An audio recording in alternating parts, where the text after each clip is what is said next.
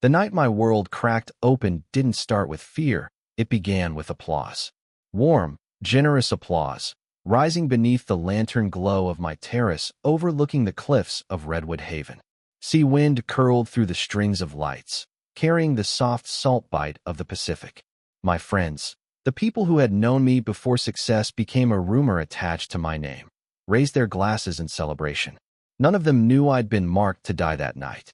I stood there, smiling politely, my hand wrapped around the stem of a wine glass that was never meant to reach my lips.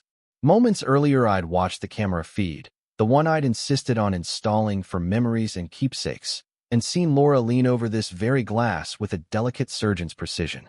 The powder she emptied into my drink wasn't coarse or clumpy. It was fine, almost beautiful, like crushed frost catching the lantern light.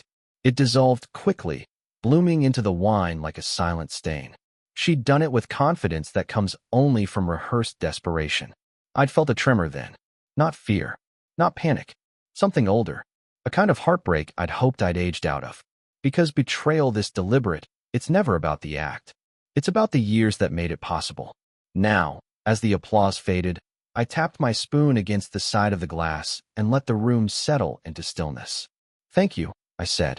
My voice was calm, steady, practiced.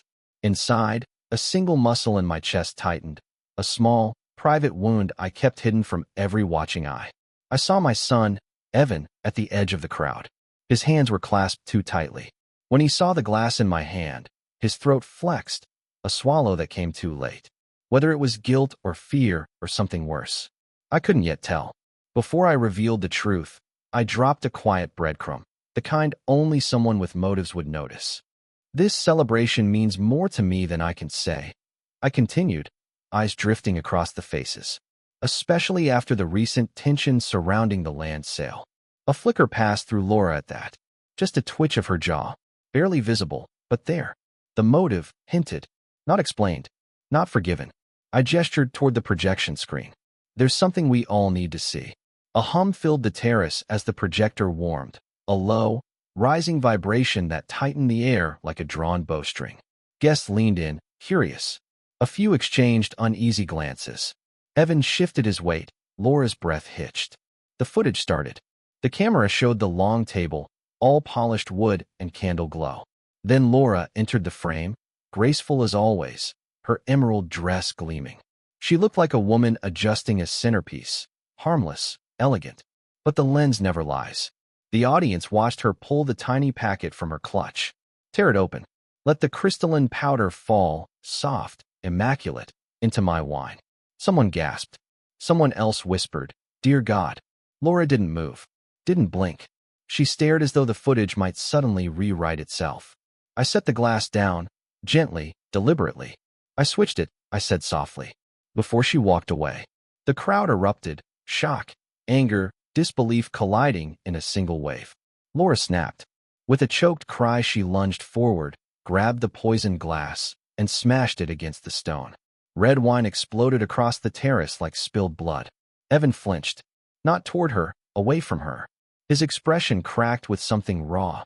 Horror, confusion, and something that almost looked like recognition. The kind that makes a man look inward for answers he doesn't want to find. The terrace went dead silent. I folded my hands behind my back. Tonight, I was not the old man they expected to bury quietly. Tonight, I held the evidence, the truth, and the power. The silence that followed the shattered glass didn't simply settle.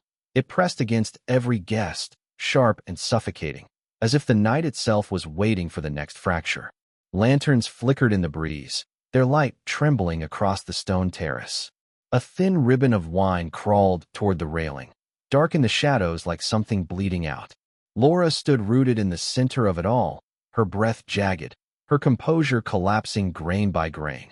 The shards at her feet glittered like the remnants of a mistake she couldn't sweep away. And across from her, my son, Evan, stared between us with a face so pale it seemed carved from the stone beneath him. His hands trembled once before he lowered them behind his back, as if hiding the weakness from everyone but himself. He finally spoke. "Dad, why didn't you tell me first?" It wasn't anger. It wasn't accusation. It was hurt, the kind I once promised myself I'd never cause him. I swallowed a tight ache at the base of my throat. Just for a moment, beneath all my control, the old pain flickered. The memory of teaching him how to swing a hammer straight. The pride in his eyes when he showed me the first treehouse beam he ever cut. But that was a long time before marriage, pressure, and silence consumed the space between us. I didn't tell you, I said quietly, because I didn't know if you were involved. The words hit him like a blow. His fingers clenched at his sides. His wedding ring twisted under his thumb. The gesture of a man trying to anchor himself before he falls apart. I would never. His voice broke, then steadied. Dad, I didn't know she'd do anything like this. I studied him carefully. Not the words, the microbehaviors. The uneven breath. The quiver in the jaw. The look of a man whose world is collapsing too fast for him to catch. For the first time tonight, I sensed his ignorance was genuine. But ignorance isn't innocence. Sometimes it's simply a softer kind of guilt. Behind him, guests shifted back as Marisol moved subtly through the crowd, guiding people to give us space. But no one left. Tragedy holds an audience as tightly as spectacle. Laura finally forced a breath. Richard, please. Her voice scraped against itself. Let me explain. Explain, I echoed softly. A word people reach for when they've run out of lies, but aren't ready for the truth. Her eyes flashed with panic, but she pressed on, desperation overriding pride. You were going to leave everything to Evan anyway. You have more than you can ever use. Nothing would change. Nothing. I stepped forward. My life is nothing. She flinched. A genuine reaction, not theatrics. No, I didn't mean, I meant we were drowning. Evan's business, the investors pulling out, the debts, it was all collapsing so fast. I couldn't watch him lose everything. Not after everything he's tried. There. The deeper motive finally surfaced. Not pure greed, but desperation dressed in entitlement. Before I could respond, her father, Charles Whitmore, stepped forward. The usually unshakable man now carried the posture of someone who had aged a decade in a minute. Laura, his voice was barely above a whisper. Tell me you didn't put that substance in Richard's drink.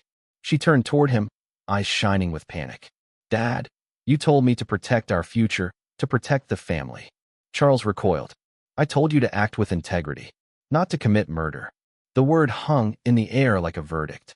Eloise, her mother, let out a strangled sob and backed away, covering her mouth with shaking fingers. Charles looked as though the ground beneath him had dissolved. Laura reached for Evan then, hands shaking. I did it for us. Evan jerked back as if her touch could burn him. For us. His voice cracked. How does killing my father help us? I wasn't going to let you fail, she whispered, tears streaking her mascara. I wasn't going to let our life fall apart. Richard has everything, and you. Her voice broke off, and that was the moment Evan's emotional dam burst. His chest rose sharply, and he stumbled back toward the railing, gripping it with white knuckles. Lantern light cut across his face, revealing something deeper than shock. Grief, shame, and the terrible realization that love alone couldn't keep a person from darkness. He looked at me, eyes wet. Dad, I swear, I never asked for this. A single tear slipped down his cheek. He brushed it away quickly, embarrassed, the same instinct he had as a child. And for a moment, despite the chaos, the heartbreak, the betrayal, I saw my son again. But forgiveness is different from absolution, and neither could be handed out freely tonight. I lifted my hand, steadying the air. Let her finish, I said. Whatever truth she still has left, let her say it. Every lantern flickered, as if holding its breath. And just like that, my terrace, the place where I hosted birthdays, anniversaries, and summer nights, turned into a courtroom, with me, unwillingly, at its center. The circle around us tightened, not physically but in spirit, the way crowds do when disaster becomes intimate. The air felt heavier, as though every lantern flame strained under the weight of what was unraveling on my terrace. The projector hummed on, steady, indifferent, turning the night into a slow, unbearable spotlight. Laura dragged in a breath, broke, then forced her voice steady. There was someone else, she said. Someone who promised he could fix everything. Evan stiffened. His hand slid to the railing again, gripping it the way a drowning man might cling to driftwood. Who, he managed. Her throat bobbed. Her gaze skittered across the faces watching her.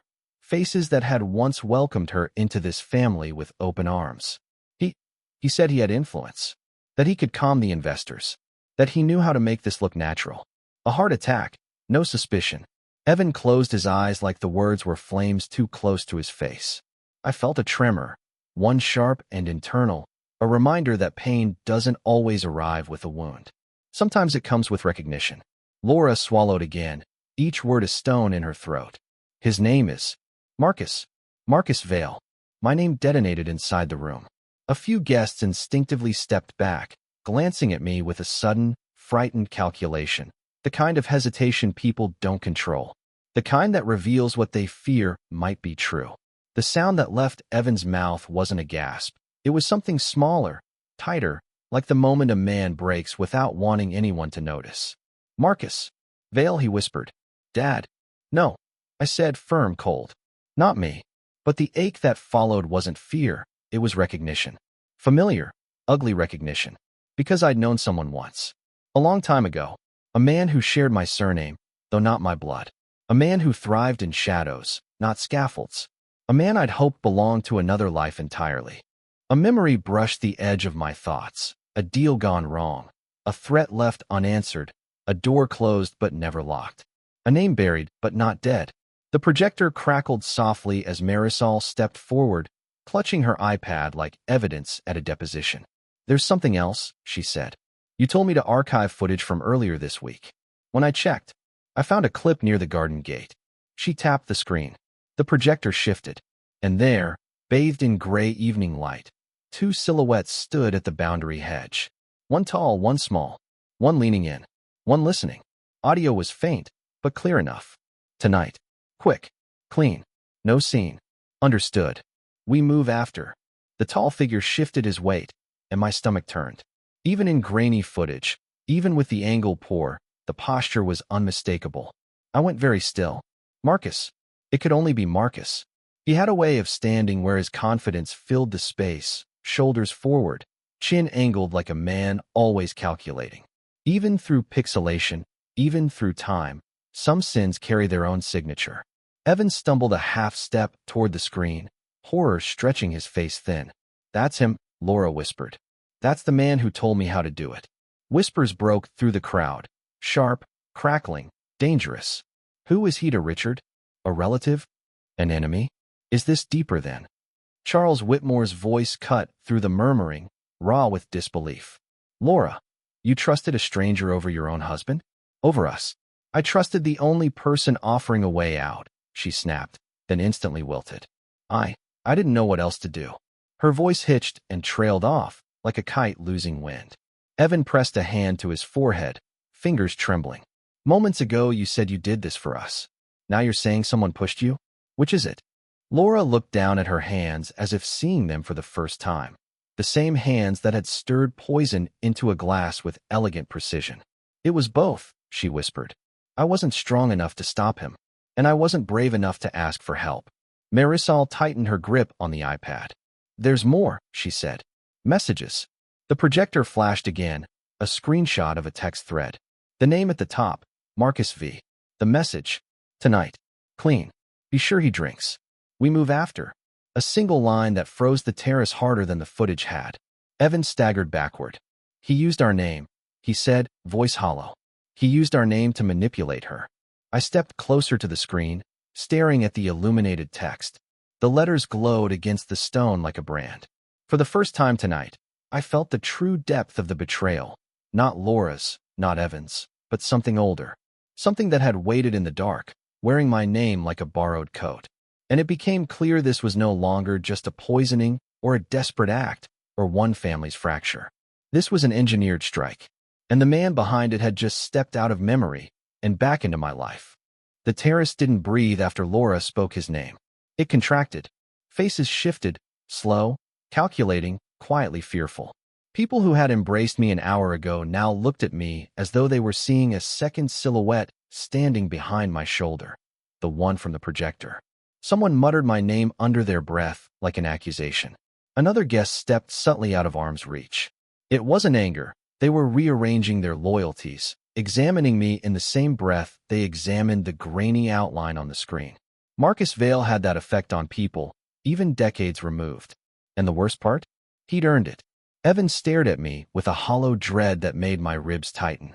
Dad, you reacted. You knew that name. How deep does this go? I inhaled, a breath that tasted like rust at the back of my throat. I'd always known this day might come back to bite me. Old deals have long shadows, but I didn't expect it to happen with a poisoned glass in my own home. Yes, I said soberly. I knew him. Years ago. Not a partnership, not a friendship, but a collision course. He worked the edges of contracts I handled. The kind of man who liked loopholes more than labor. Someone who solved problems by creating bigger ones. That was the gentle version. The real memory hit sharper. He once told me, I said, almost to myself, that the difference between a clean deal and a clean corpse was only paperwork. The crowd's unease thickened. Someone's glass clinked softly as their hand shook. Evan's mouth opened, then shut again.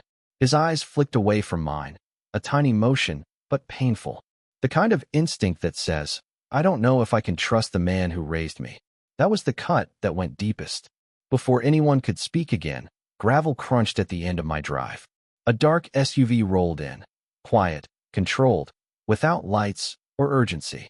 Two plainclothes officers stepped out, not dramatic, but undeniably authoritative. They didn't flood the terrace. They didn't bark orders. Their calm was the unnerving part. Evening, one said. We received a call about a disturbance. Broken glass, raised voices. We're here to check on everyone. It wasn't dramatic. That made it worse. It made the night feel real. I nodded. No injuries. But there's evidence you should see. The officers exchanged a glance, the subtle kind that says they've handled messy domestic situations before and know this isn't one of them. They moved through the crowd, eyes quietly noting the tension, the shattered glass, the two still faces. One officer paused, looking from the projector to me with the faintest hint of suspicion. Not accusation, just assessment. Another guest whispered, Do you think Richard knew him? A different whisper answered, What if this was payback? The words weren't loud, but they were sharp enough to cut.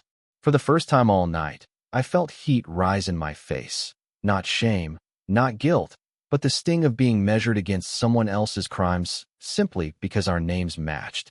Marisol stepped in, holding her iPad tight. I can show you the footage, she told the officers. We have timestamps, audio, a text thread. They nodded and followed her to the projector. Evan didn't move. He stood by the railing, staring at the dark ocean as though waiting for the water to answer something God wouldn't. Dad, he said finally, voice thin and brittle. Why would Marcus come back now?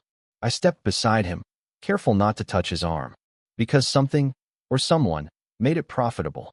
He looked up, and the hurt in his eyes nearly buckled me. Did you ever work with him? On anything illegal? It wasn't an accusation. It was a son terrified of my answer. No, I said firmly. But I refused him once. And men like Marcus, they don't forget being denied. The officers returned, faces set with the focus of men who recognized a case blooming before them. We'll need a formal statement, one said, and copies of the footage and messages. Their politeness had teeth. Behind them, the Whitmores prepared to leave, moving with the bruised dignity of people who'd had their foundation shattered. Laura followed quietly, escorted but not cuffed, her future dimming with each step. As the last car pulled away and the terrace emptied, the ocean finally swallowed the noise of the night, leaving only the cold hum of the projector and the faint sting of salt in the air. I stood in the shadows of my own lanterns, letting the quiet press around me. Marcus Vale. His name still echoed in the stone. There are some men whose footsteps never fade. Their malice ages like iron, steadily, without remorse. I had thought the past was buried under decades of honest work. But all it takes is one man with a grudge and a plan to dig up every rotten plank you ever stepped on. And now? Now he had used my name as a weapon. There are formal ways to handle men like Marcus. Legal ways. Safe ways. But as I stared at the glowing afterimage of the projector, I knew something simple and ancient. A man who resurrects the past is asking for a reckoning, and I intended to give him one. The next morning, Redwood Haven didn't sound like my town. Not peaceful, not calm, but adjusting, as if the buildings themselves were leaning in to hear new gossip forming behind curtains. The betrayal, the footage, the poison had already seeped through the streets like fog. When I stepped onto my porch, the cold air bit at my cheeks. The ocean murmured below in its usual rhythm, But the town felt different, like a place that had begun rewriting the story of who I was. I headed to the marina. If Marcus touched this place, if he walked these boards last night, the wood would remember. Redwood Haven's marina was half awake, boats rocking lazily, ropes groaning, gulls calling over a stretch of water that looked too dark for morning. The cafe's windows were fogged from early pastries. But the detail that caught me wasn't the cafe. It was the black sedan. Not parked neatly, not idling, just present. The faint smell of exhaust drifted from the rear. Not strong, just enough to say, someone was here moments ago, and left because you were coming. I scanned the dock. Fishermen rinsed equipment. A jogger paused to stretch. A dog barked at gulls. No tall man in a coat. No silhouette with Marcus's signature posture. But the back of my neck prickled anyway, the unmistakable sensation of being observed. As if I were the last person to walk onto a stage after the audience had already found their seats. I turned slightly. A reflection in a window shifted, faint, quick, gone. Probably nothing. Or Marcus was enjoying the show. Looking for someone? A voice called. I turned to find a wiry marina worker with sea-bitten skin and wind-scoured eyes. Yes, I said. He chuckled. These days, everyone is. I nodded toward the sedan. That car. You seen who drove it? He frowned. Been there since dawn. Hood still warm. Whoever parked it walked off with intention. Then his gaze sharpened. You're Richard Vale, right? I didn't answer. He continued anyway. There was a man here yesterday. Tall. Coat too nice for this place. Moved like he didn't want footprints. My pulse tightened. Did he meet someone? A woman. He wiped his hands on his vest. Looked upset. Or scared. Hard to tell from this distance. Laura. I kept my voice steady. Did you hear anything? He hesitated. Not for drama, but because he knew words had weight. Finally, he told her, your husband won't have to suffer the fall if the old man does his part. Cold cut through my ribs. Not fear. Recognition. Marcus hadn't handed Laura a temptation. He had laid a trap. For me. For Evan. For the entire family. This wasn't random. It was engineered. The dock worker tilted his head. You okay? Not yet, I said. But I will be. As I stepped toward the cafe, my phone buzzed. One new message. Unknown number. You owe me. I exhaled slowly. Marcus always believed economy was a form of power. Another buzz. Pier 6. Midnight. Come alone. No threats. No insults. No details. The absence of information was the threat. The worker glanced at my posture. He's still around, isn't he? I didn't answer. He took a smart step back. When I pulled into my drive, Evan was sitting on the porch steps, shoulders hunched, wrists resting on his knees, like a man who'd finally heard the building crack above him and didn't know where to run. He looked up. His eyes were red, not from tears, but from sleeplessness, the kind that grinds a man down from the inside. Where were you? He asked. The marina. And he didn't show himself. I held up the phone, but he reached out. Evan read the message. His breath hitched, just once. The kind of break a man hides by swallowing hard. This is my fault, he whispered, voice cracking. If my business hadn't collapsed, if Laura hadn't been desperate, he wouldn't have. Stop. My tone was gentle but firm. Marcus didn't need your weakness. Only opportunity. He shook his head fiercely. Dad, what did you do to him? I sat beside him. His jaw worked, trying to stay controlled. I remembered when that jaw was soft, when he'd rest his head against my shoulder after days at the fair, when the world felt small and uncomplicated. There was a job, I said, a long time ago. He looked at me, searching for something he didn't want to find. He falsified load-bearing numbers on a foundation, said it was industry standard. If I'd signed off, the building would have collapsed within a year. Evan's breath froze. So I reported him, quietly, off the record. The contract was canceled. He lost months of work. Maybe more. I let the next sentence fall quietly. He told me someday I'd lose something more valuable. Not because he needed revenge, but because he didn't want to be forgotten. Evan pressed a hand to his forehead. So this is him cashing in a decades-old grudge? No, I said. This is him sending a message. What message?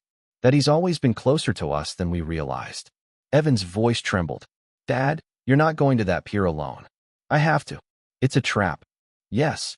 I stood, staring out toward the dark horizon. That's why he expects me. The ocean wind cut through the yard like a warning. But some men don't run from storms. Some men go to the pier at midnight to face the ghost they never buried. Midnight turned Redwood Haven into a place the tourism brochures didn't dare mention. The wind changed first, colder, sharper, carrying the metallic tang of the tide. The shadows grew longer, heavier, and Pier 6, the oldest dock in the marina, shifted beneath the moonlight like an old skeleton. As I walked down the wooden path, each board voiced a warning beneath my boots. The pier didn't just creak, it complained, the way a house does before a storm hits. Halfway down, something small shifted behind me. A soft thud, barely audible. I turned. Nothing but darkness and a gull startled into flight. Still, someone had been there. Marcus always preferred the feeling of being unseen until the moment he chose to appear. He waited at the very end of Pier 6, hands in pockets, shoulders angled toward the black water, body perfectly still, as if posing for the moon. I recognized the posture before he turned. 20 years hadn't changed the way he occupied space. "Richard," Marcus said, voice calm, almost warm. "Early. I like that." I stopped a few feet from him. "I'm here because you left me no choice." He smiled without looking at me. Choice is overrated. Men only have options when someone allows it. Only then did he face me. Age had cut into him. Deep lines, silver streaks in his hair, but it hadn't dulled anything. If anything, it refined him. Sharpened him the way the ocean sharpens glass. His eyes held no nostalgia, only calculation. "You still stand like a man expecting a fight," he said. "And you still talk like someone who rehearses every sentence." "Oh, I do," Marcus replied softly. "Precision is the difference between a threat and a promise." "You used my name," I said. "You manipulated my son. You put poison in my glass." "Why?" Marcus smirked faintly. "Why? Because debts age poorly. Especially the kind you never paid." He stepped closer, moving with unsettling calm. "You buried my future," he said. "You remember that, I hope. Your big moral stand. Your anonymous report. The contract you took when my company bled out." I kept my jaw still. "I reported you because you falsified structural numbers. People could have died." Marcus tilted his head. "True. But you didn't report me when you first suspected it. You waited until it benefited you." The words hit harder than I expected. A flash of memory flared, me slamming a file shut, the weight of a decision sitting in my chest, a long hallway where Marcus shouted after me, "You'll regret making me small." I had forgotten that look in his eyes, the look of a man who felt erased. "You think I ruined your life?" I said quietly. "No," Marcus said. "You think I'm angry about the report. I'm angry about what came after." His voice lowered. "You took the contract that was supposed to be mine. And you told yourself you were the better man." I forced my tone steady. "Dragging Evan into this? Manipulating Laura? That's not about revenge. That's obsession." "Obsession's just loyalty that's chosen a target," he replied. "I'm loyal to the idea of balance. You stole years from me. I'm evening the scales." "And what did Evan do?" "Nothing," Marcus said. "Which is exactly why he was perfect." Rage tightened my chest. "Explain." "Men under pressure reveal the weak beams," Marcus said. "Evan was collapsing. Investors leaving. Business failing. His wife breaking under the strain." He nodded to himself. "I didn't cause their weaknesses," he said. "I just exploited them." He took one slow step closer. "You built everything in your life on the belief that you could fix things. People, houses, legacies. I wanted you to realize you can't fix everything. Especially not your son." Then he slipped a phone from his pocket, tilted it toward me. Not carelessly, deliberately. A photo glowed on the screen. My house. Tonight. Curtains open. Lights soft. And Evan, leaning against the window frame, staring out into the night. Alone. Tired. Completely unaware. The pier shifted beneath my feet. For a moment, my breath wouldn't come. My fingers tightened involuntarily, an instinct older than my voice. A father's instinct. For one terrifying second, I saw Evan not as a grown man, but as the boy who used to run down these very piers in rain boots, shouting for me to watch him jump between puddles. The photo blurred. My vision tunneled. "Marcus," I said, voice low. "If you touch him." "I haven't," he answered calmly. "Not yet." "Yet." Marcus smiled with his eyes. "You always assume you can intervene in time. That's your flaw." A hard gust hit the pier, boards shuddering violently beneath us. One plank behind Marcus split with a crack, sending a shard of wood tumbling into the water. Marcus didn't even flinch. And that, he said softly, is how close your legacy is to breaking. The warning. He moved to the edge of the pier. You thought tonight was a conversation, Marcus said. But it was a diagnosis. Of what? Of how little control you have left. He dropped the phone into the water. A silent, deliberate gesture. Midnight is over, he said, turning his back to me. And you should be very careful walking home. When the foundation's weak, anything can collapse. He vanished into the fog before I could answer. The pier rocked beneath me, unsteady and old. And for the first time in years, I felt a fear I couldn't bury with logic or resolve. The fear that Marcus hadn't just returned to ruin my life. He had returned to ruin my son. Morning arrived reluctantly, dragging a dim gray light over Redwood Haven like someone pulling a sheet across a wounded body. The house didn't smell like coffee or warmth. It smelled like a place waiting for news it didn't want. Evan sat at the edge of the yard, elbows on his knees, gaze fixed on nothing. A coil of rope, left from last week's boat repairs, lay near his feet, tightly wound. No slack. A quiet metaphor the morning didn't bother hiding. I stepped onto the porch. Did you sleep? I asked. No, he said, eyes unmoving. Did you? No. Silence stretched between us. Loose at first, then tightening like the rope by his shoes. I keep replaying last night, he murmured. The picture of me. The fact that he got that close. He swallowed. It feels like he's been studying me. Longer than I realized. My jaw tightened. Marcus was working faster than I feared. He only sees what he can use, I said. Evan let out a tired breath. And maybe that's why it works. He looked at his hands. Dad, what if he's right? About what? That my whole life is fragile. A pause. That I built something fragile. Another. That I married someone fragile. A final, quieter one. That I am fragile. The words landed like blows. No, I said. Too quickly. He turned toward me finally, eyes rimmed with sleepless red. You didn't even think about it, he whispered. You just denied it. That's what scares me. A crack opened in my chest. Small, but real. Evan, he wants you to doubt yourself. It's his way in. He didn't answer. He only rose slowly and walked past me into the house. The screen door closed with a soft, tired sound, like something giving up. Marisol arrived mid-morning, her expression tight and purposeful. I checked the logs, she said without greeting. The party camera system? Someone accessed it earlier that day. Masked login. They scrubbed seconds here and there. Not enough to notice, but enough to matter. A cold line traced my spine. He's been inside this long before he appeared, she added. Yes, I said. And for the first time, I felt a flicker of something I hadn't allowed myself in years. Fear. Not for me. For Evan. Richard, she said softly, you need to be careful. If he's manipulating video, he's manipulating everything. Before I could respond, a white sedan approached. Eloise Whitmore. She didn't park, just rolled her window down inches. Laura hasn't spoken, she whispered. Not to us. Not to lawyers. Not to anyone. I nodded. Eloise's voice trembled. If Marcus manipulated her, he might manipulate your son too. Her eyes flicked to the house. Fearful, sympathetic, broken. Then the window slid up and the car drove away. The warning hung in the air like a foghorn's echo. The moment I stepped inside, the atmosphere felt off. Not quiet, wrong. The way a room feels after someone's entered and left something behind. I scanned instinctively. The back curtain was slightly shifted, just an inch.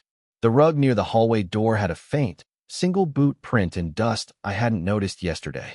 A chair was pulled back a few inches. Nothing definitive. Everything unsettling. My breath shortened, just once. A small fracture. Evan. I called. No answer. The house wasn't large, but his absence filled every room. Living room, empty. Kitchen, empty. Hallway, silent. I checked the back door. Locked. From the inside. Which meant one thing. He left quietly. Deliberately. Without wanting to be stopped. A flicker of suspicion stabbed through me. Did he walk out on his own?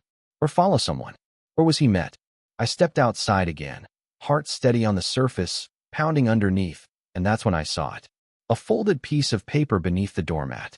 My name in Evan's handwriting. My pulse hit once hard. I opened it with careful fingers. Dad, I need answers from him too. A short sentence. A devastating one. Marcus had gotten to him. Not with threats. Not with promises. But with doubt. The simplest tool. The deadliest. I closed my eyes, and for a brief, unguarded moment, a memory pierced through. Evan at 6 years old, climbing the scaffolding at one of my early sites, shouting, "Watch me, Dad." And me watching every step because I'd built the structure but didn't trust it entirely. Now here he was, climbing something much more dangerous. And this time, I couldn't see the drop. I slipped the note into my pocket and stepped off the porch. The rope in the yard caught the wind and uncoiled slightly, like a noose loosening, waiting for someone to pull it tight. Just then, a sound drifted from down the street. A single-car engine. Running. Idle. Waiting. Marcus's kind of silence. The noose wasn't around me anymore. It was around my son, and I had less time than I thought. Rain arrived the way guilt does, quiet at first, then everywhere. A thin, needling drizzle blurred the town into a watercolor of smeared streetlight and wet pavement. Redwood Haven looked washed out, like it was bracing for something it didn't want to see. Evan was nowhere. Not at home. Not at the Whitmores. Not at any place that once comforted him. Every location I checked had the same hollow feeling, as if the world had lifted my son out of familiar spaces and set him drifting toward a darker one. One place made too much sense. The old shipyard. A graveyard of rusted metal, collapsed sheds, and rope coils that had once held boats steady, now frayed, tangled, abandoned. Marcus loved symbolic ground. He chose places where foundations had already failed, and the shipyard had failed decades ago. Rain carved silver lines across the dirt lot. The warehouse sagged sideways, its sliding door hanging by one hinge. Old lobster traps leaned against the wall. Rope coils lay scattered like discarded lifelines. One of them had been cut. Clean. Precise. Deliberate. A message without words. My breath sharpened. I stepped forward and froze. A shoe print. Half filled with rain. Right size. Right depth. Evan. He'd been here minutes ago. I moved toward the warehouse. The interior swallowed sound. Water dripped through a hole in the ceiling, echoing like footsteps one beat behind my own. A rusted chain swayed gently from a crossbeam, clinking softly in the draft, like someone had brushed past it moments earlier. I steadied my breathing. "Evan," I called. Silence stretched, long, taut, waiting. Then, a figure moved between two crates. My son, soaked, trembling, eyes wide and unfocused. "Dad," he whispered. Relief struck hard enough to hurt. "You shouldn't be here." "Marcus." "He's not here," Evan said. "Not now?" Maybe he never meant to meet me. He looked at his hands, wet, empty, shaking. Then he said something that made the warehouse colder. It's like he already knows what I'm afraid of. Like he's been studying me longer than I realized. A shiver slid down my spine. Marcus wasn't just manipulating Evan. He was preparing him. "Evan," I said gently, "he targets fractures. Fault lines. The places people doubt themselves. Then he knows exactly where mine are." His voice cracked, loud enough to echo. "I don't know what's true anymore, Dad. I don't know if you're hiding things to protect me, or to protect yourself." Anger and fear tangled in his words. A real spike. A break. I opened my mouth, and a slow, deliberate clap cut through the dark. 1, 2, 3. Not applause. Judgment. Marcus stepped out from behind a pillar, rainwater dripping off his coat. His silhouette was knife-sharp under the flickering overhead bulb. "You Vale men," he said lightly. "You really do know how to choose dramatic venues." Evan flinched, and without realizing it, he tilted his head the same way Marcus did. A perfect, unconscious mirror. My stomach dropped. Marcus noticed too. Of course he did. It pleased him. "Let him go, Marcus," I said, shifting stance. Marcus smirked. "Richard, you still pretend he's a hostage. He came here on his own. That's what guilt does. Walks people exactly where you want them." He turned to Evan, voice softening like a blade finding silk. "Ask him what he really did." "Enough," I snapped. But Evan's voice overlapped mine. "Dad, what did happen?" I faced him. "I reported Marcus because he falsified structural numbers. Because people could have died." Marcus chuckled. "And 6 weeks later, your father got the contract." Almost poetic, isn't it? Morality paying dividends. "That's not how it happened," I said. "No." Marcus stepped closer. "You didn't intend the outcome. But the outcome happened just the same. And that's the thing you never teach your son. How unintended consequences destroy more than lies." Evan's breath trembled. My chest tightened, not from anger. From real fear. Fear for who he was becoming. Fear for how easy it was to step into another man's story. Fear for the 7-year-old who once clung to my hand on this very pier, terrified of thunder and trusting that I'd never let go. The thunder inside this boy now was worse. Marcus watched me, calm and patient. I didn't return for revenge, he said softly. Revenge is too small. I returned for balance. You took something from me, Richard. You took years. Reputation. Future. You don't get to walk free while I crawl. He turned his gaze back to Evan. And you, he said almost gently, deserve the truth your father hides behind excuses. Evan shook his head hard. Stop. Stop. Marcus repeated. I haven't even started. Truth has a way of visiting unannounced. A long drip echoed from the ceiling. Marcus began walking toward the exit. But he paused halfway, not turning, just listening for silence. Then, you can't run from the truth, Evan, he said softly. Truth knows where you live. He walked into the rain, disappearing like smoke. The chain overhead clinked once more. I stepped toward my son. He didn't step away, but he didn't step toward me either. Just a few feet of damp concrete between us. And those few feet felt like the deepest fracture yet. Rain calmed by morning, but the world hadn't. The storm had wrung Redwood Haven out like a rag. Streets slick, air heavy, the kind of hush that feels intentional, like the whole town is waiting to hear what happens next. Evan hadn't spoken since the warehouse. He had walked ahead of me through the rain, shoulders trembling, refusing the umbrella I offered. He entered the house, closed his door. No lock needed. The silence was stronger. But something else had shifted. He was no longer just frightened. He was questioning. By noon, his door opened. He emerged looking like someone who had aged without time passing, as if doubt had carved new lines into him overnight. He sat across from me at the dining table, hands folded together. But it wasn't the hands that made my breath catch. It was the small, unconscious gesture he made. He turned his wrist the same way Marcus had turned his the night before. A tiny imitation. Contamination beginning. Sit, Evans said. Quiet. Emotionless. I sat. Tell me the truth, he said. Not parts. Not lessons. Not protection. The truth you should have told me years ago. The ledger opened. It wasn't just the falsified reports, I began. It started before that. A muscle near Evan's jaw twitched, a physical tell of anger he was working hard to bury. Marcus hinted at that. Marcus hints at everything, I said. But this part, he didn't lie. I exhaled. Your mother was pregnant with you. Money was tight. I took jobs I shouldn't have. Marcus and I were partners on a coastal resort project. Big, messy, dangerous. My fingers rubbed unconsciously at an old scar on my palm, a reminder of the day everything cracked. We were behind schedule.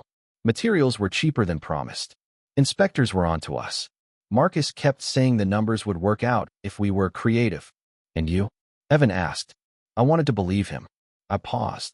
The memory pulled me back like a hook in the ribs. I still remember the smell that day, I said. Sawdust. Wet concrete. Then a crack. Loud. Wrong. Like a bone snapping. Evan's eyes widened. The scaffolding gave way, I said. 3 workers thrown off. A miracle none of them died. I ran toward them. Marcus ran toward the paperwork. I saw again the look on Marcus's face. Not fear, not guilt, but calculation. Cold. Sharp. Familiar. That was the moment, I said. I realized we weren't the same. Evan's breath trembled. So you reported him? Yes. Anonymous. But he knew. And the contract? Evan pressed. The investors offered it to me afterward. They wanted the responsible one leading. I didn't ask for it. But you took it. I had a baby on the way, I said. And a future I was terrified of failing. Evan looked at me with a pain that went deeper than accusation. Dad, you should have told me. I know. No. Not now. His voice cracked. Years ago. The words nearly split me. He stood and moved to the window, rainwater still clinging to the glass. A gull circled outside, its cry thin and unsettling. You always said a man stands by the truth, he whispered. But you didn't stand by it back then. Not fully. The generational echo stung. I stood but didn't step closer. Evan, A soft sound cut me off. A knock. No, not even that. A whisper of contact. Barely pressure. I opened the door. No person. Just an envelope, damp around the edges. My name printed in block letters. I opened it with the caution of someone defusing something fragile and explosive. Inside was a photograph. Evan. walking alone, taken from behind. The angle high, a rooftop, a vantage point chosen, not accidental. But the message wasn't the image. It was the line below it. He came when called. He will again. And a second line, colder. You taught him to follow.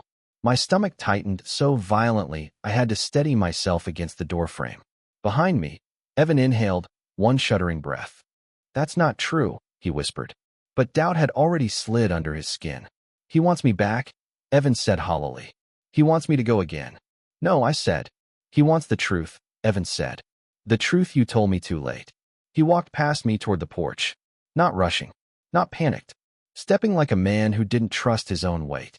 The rope hanging from our deck railing, the one we used to secure tarps, swayed slightly in the breeze.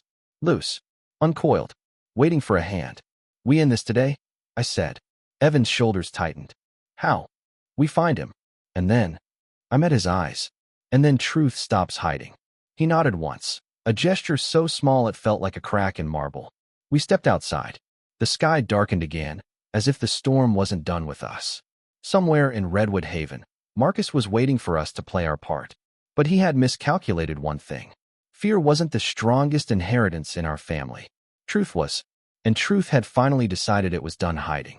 The road to the overlook felt like a pilgrimage through everything I'd buried. A slow ascent into the place where truth stops accepting delay.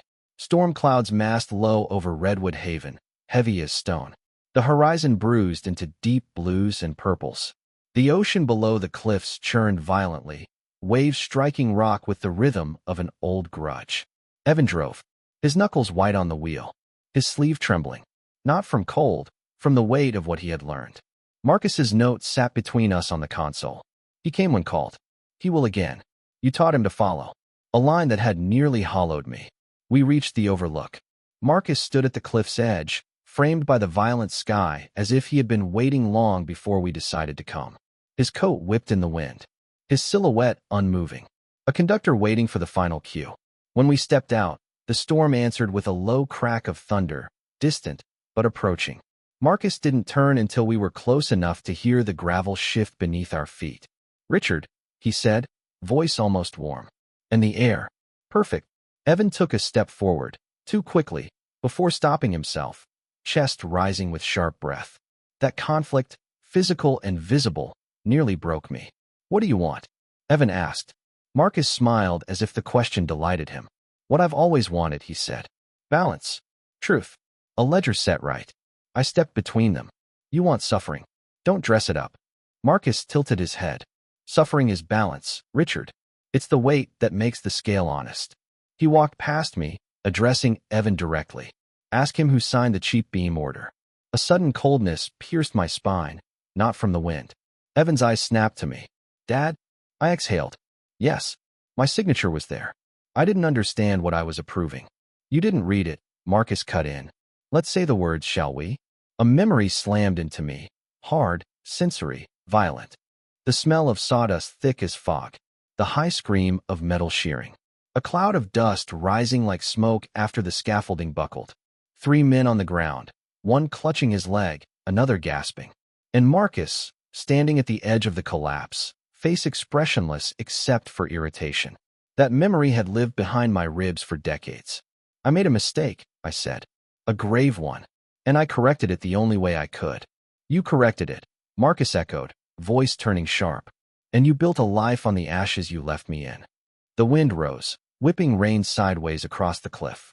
A gull screeched from the rocks below, startled, frantic, as if sensing the truth collapsing above it.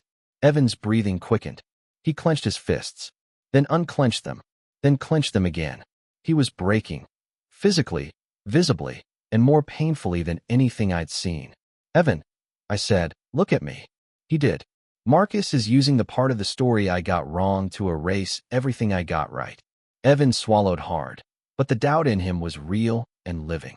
Marcus stepped closer, voice softening to a lethal whisper. Truth didn't save me, Evan. And it won't save him either. He nodded toward me.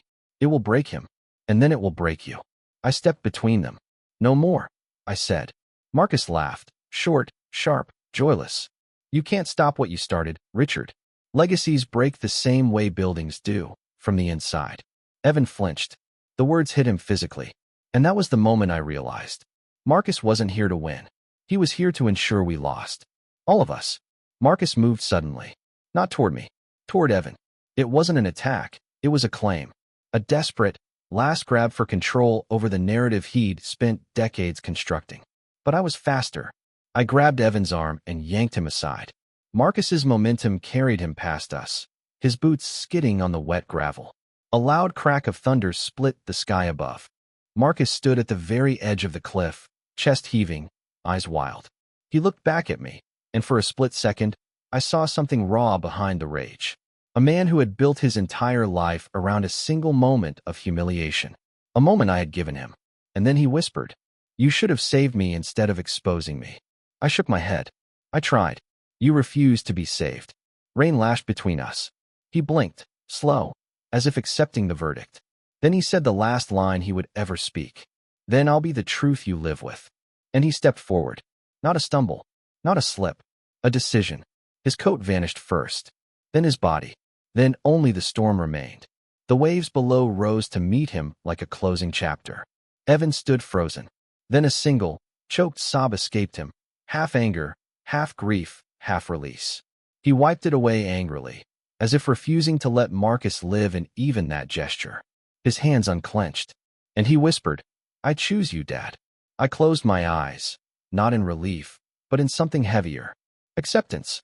We stood shoulder to shoulder as rain fell around us, washing the gravel clean, washing our faces, washing the cliffside of footprints and choices and ghosts. "Are we okay?" Evan asked softly. "We will be," I said, "because now, there's nothing left between us and the truth." Thunder rumbled one final time. A storm ending. A life ending. A legacy beginning again, imperfect, but ours.